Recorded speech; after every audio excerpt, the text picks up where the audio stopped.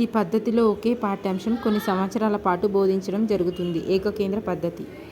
Career అంటే పరిగెత్తే దారి పందెపు బాట. పరిగెత్తే దారి పందెపు బాట. ఒక జట్టు విజయం సాధించాలంటే జట్టు సభ్యులందరూ సమిష్టిగా కృషి చేయాలి.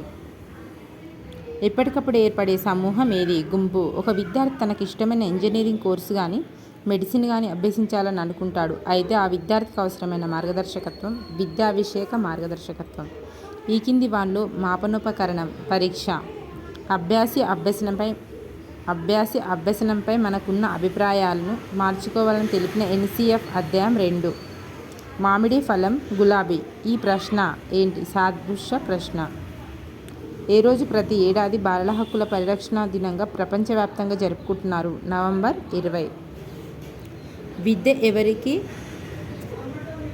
Okay friends.